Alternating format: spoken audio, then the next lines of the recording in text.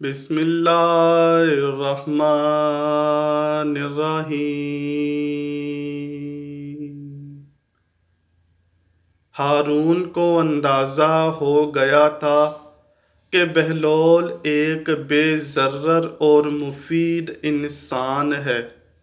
وہ بغداد شہر کا ایک پسندیدہ اور ہر دل عزیز کردار تھا۔ جب بھی ہارون اس کے ساتھ سختی کرنا چاہتے تو ان کی شوخی میں چھپی دانش مندی اسے صاف بچا لے جاتی۔ ہارون ہر دم کوشش کرتا رہا کہ کسی طرح بہلول کو پھانس لے، مگر جسے اللہ رکھے اسے کون چکھے۔ ایک دفعہ کا ذکر ہے کہ خراسان کا ایک مشہور فقیہ بغداد تشریف لایا تو خلیفہ ہارون الرشید کو بھی اس سے ملاقات کا شوق پیدا ہو گیا۔ فقیہ کو اپنے دربار بلایا اور گرم جوشی سے اس کا خیر مقدم کیا اور بڑی قدر و منزلت کے ساتھ اپنے پاس بٹھایا۔ فقیہ اس عزت افزائی پر پھولے نہ سمار رہا تھا اور خلیفہ پر اپنے علم کا رعب جھاڑ رہا تھا۔ خلیفہ بھی اس کے علم پر فریفتہ ہوئے جا رہا تھا کہ اچانک حضرت بہلول بھی کہیں سے پھرتے پھراتے دربار میں آ نکلے۔ خلیفہ کو سلام کیا اور بیٹھ گئے۔ فقیہ نے بہلول کے بوسیدہ کپڑے دیکھے تو حیرت سے ہارون الرشید سے کہنے لگا کہ آپ بہت مہربان اور رحم دل ہیں کہ بہلول جیسے معمولی لوگوں کو بھی اپنے دربار میں جگہ دیتے ہیں۔ یہ الفاظ سنے تو بہلول اپنی جگہ سے اٹھ کھڑے ہوئے اور اپنی عصا زمین پر مارتے ہوئے کہنے لگے، آپ اپنے علم پر کیوں اتنے مغرور ہیں؟ آپ اپنے علم پر اتنا ناز نہ کیجیے۔ اگر آپ کو اپنے علم پر اتنا ہی ناز ہے تو میرے ساتھ علمی مباحثہ کر لیں۔ فقیہ نے غصے بھری نظروں سے بہلول کو دیکھا اور کہنے لگا، میں نے تو سنا ہے کہ تم پاگل ہو اور میں پاگلوں کے ساتھ علمی مباحثہ کر کے اپنا قیمتی وقت ضائع نہیں کرنا چاہتا۔ تو بہلول نے کہا کہ میں کب کہتا ہوں کہ میں پاگل نہیں ہوں، میں تو خود اس بات کا اقرار کرتا ہوں، مگر آپ ہیں کہ آپ کو اپنے علم پر بڑا ناز ہے، تو آئیے میرے ساتھ مباحثہ کیجیے۔ خلیفہ ہارون الرشید بھی بول پڑا اور بہلول کو ڈانٹ کر کہنے لگا، بہلول خاموش رہو، تم نہیں جانتے تم کس سے بات کر رہے ہو، یہ خراسان کے بہت بڑے عالم ہیں۔ تو بہلول نے بڑے اطمینان سے کہا، اس لیے تو میں چاہتا ہوں کہ یہ میرے ساتھ علمی مباحثہ کریں۔ خلیفہ بھی علمی مباحثوں کا بڑا شوقین تھا۔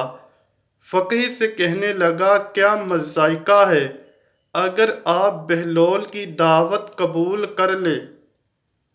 فقیہ کہنے لگا، ٹھیک ہے، پر میری ایک شرط ہے کہ میں بہلول سے ایک معاملہ پوچھوں گا، اگر تو اس نے ٹھیک جواب دیا تو میں اس کو 1000 اشرفیاں دوں گا، اور اگر جواب نہ دے سکا تو یہ مجھے 1000 اشرفیاں دینے کا پابند ہوگا۔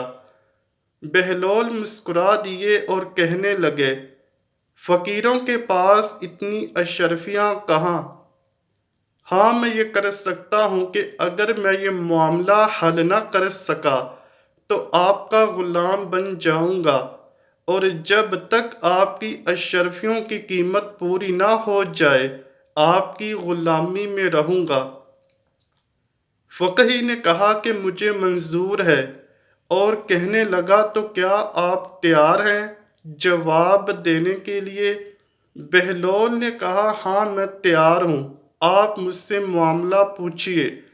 اچھا بتاؤ، ایک گھر میں ایک عورت اپنے شرعی شوہر کے ساتھ بیٹھی ہے، اسی گھر میں ایک شخص نماز پڑھ رہا ہے اور دوسرا روزے سے ہے۔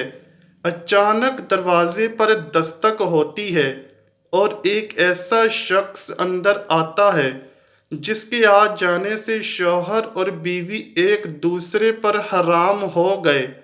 نماز پڑھنے والے کی نماز باطل ہو گئی اور روزے دار کا روزہ بھی جاتا رہا۔ تو کیا تم بتا سکتے ہو کہ باہر سے آنے والا شخص کون ہے؟ دربار میں سناٹا چھا گیا۔ لوگ ایک دوسرے کا منہ تکنے لگے کہ اتنا مشکل سوال بہلول سے اس کا جواب نہ بن پڑے گا۔ تو اچانک بہلول نے خاموشی توڑ دی اور بولنے لگے، گھر میں داخل ہونے والا شخص گھر میں موجود عورت کا پہلا شوہر ہے جو سفر پر گیا ہوا تھا، اور اطلاع یہ ملی تھی کہ اس کا دوران سفر انتقال ہو گیا ہے۔ تو اس کی بیوی نے اس کے پاس بیٹھے شخص سے عقد کر لیا اور 2 مردوں کو اجرت دی کہ وہ میرے مرحوم شوہر کی قضا نمازیں پڑھے اور روزے رکھے۔ اسی اثناء میں اس کا پہلا شوہر واپس آ گیا۔ چونکہ اس کی موت کی خبر غلط تھی، اس لیے عورت کے پاس بیٹھا شخص جس کے ساتھ اس نے عقد کیا تھا وہ عورت پر حرام ہو گیا، اور نمازیں اور روزے رکھنے والوں کی عبادت بھی باطل ہو گئی۔ اور فقیہ سے بھی پوچھنے لگے کہ حضرت آپ کی بھی اجازت ہے تو میں بھی کچھ پوچھوں؟ فقیہ نے ناک منہ چڑھا کر کہا، ہاں پوچھو۔ بہلول کہنے لگے، فرض کریں کہ ہمارے پاس ایک مٹکا شیرہ اور ایک مٹکا سرکہ موجود ہے۔ ہم سکنجبین بنانے کے لیے دونوں میں سے ایک ایک پیالہ نکال لیتے ہیں اور الگ برتن میں ڈالتے ہیں، تو کیا دیکھتے ہیں کہ ایک مرا ہوا چوہا نکلا ہے۔ کیا آپ بتا سکتے ہیں کہ چوہا کس مٹکے میں گر کر مرا ہے؟ ہارون بہلول کے سوال پر بہت محظوظ ہوا اور ٹکٹکی باندھے فقیہ کی طرف دیکھنے لگا کہ اب یہ کیسے اس معاملے کو حل کرتا ہے۔ فقیہ گہری سوچ میں مبتلا ہو گیا اور کافی وقت کوئی جواب نہ دے سکا۔ بہت دیر کے بعد خلیفہ ہارون الرشید فقیہ سے کہنے لگے، جلدی جواب ارشاد فرمائیں۔ کافی دیر خاموش رہنے کے بعد فقیہ بول اٹھا، عالی جاں میں یہ معاملہ حل نہیں کر سکا۔ تو ہارون نے بہلول کو اشارہ کیا کہ آپ خود ہی اس کا جواب دے دیں۔ بہلول مسکرائے اور بولے، کیا حضرت فقیہ اب بھی اپنی ناسمجھی کے قائل ہیں یا نہیں؟ تو فقیہ بولے کہ بہلول، تم نے مجھے احساس دلا دیا کہ علم کی کوئی حد نہیں ہوتی۔ کسی کی ظاہری حالت کو دیکھ کر اسے کمتر خیال نہیں کرنا چاہیے۔ بہلول بولے کہ اس چوہے کو پکڑ کر دھو لیں اور خشک ہونے کے لیے دھوپ میں رکھیں، پھر اس کا پیٹ چاک کریں۔ اگر اس کے پیٹ سے سرکہ نکلا تو مطلب ہوگا کہ یہ سرکے کے مٹکے میں ڈبکی کھا کر مرا ہے۔ اگر شیرہ ہوا تو شیرے کے مٹکے میں، اور جو کچھ بھی اس کے پیٹ سے نکلے شیرہ یا سرکہ تو اس مٹکے کو ضائع کر دینا چاہیے۔ سارے دربار والے اش اش کر اٹھے اور ہارون بھی بہت محظوظ ہوا۔ امید کرتا ہوں کہ آپ کو ویڈیو ضرور پسند آئی ہوگی۔ اگر ویڈیو پسند آئی ہے تو ویڈیو کو لائک کیجئے، شیئر کیجئے اور چینل کو لازمی سبسکرائب کیجئے۔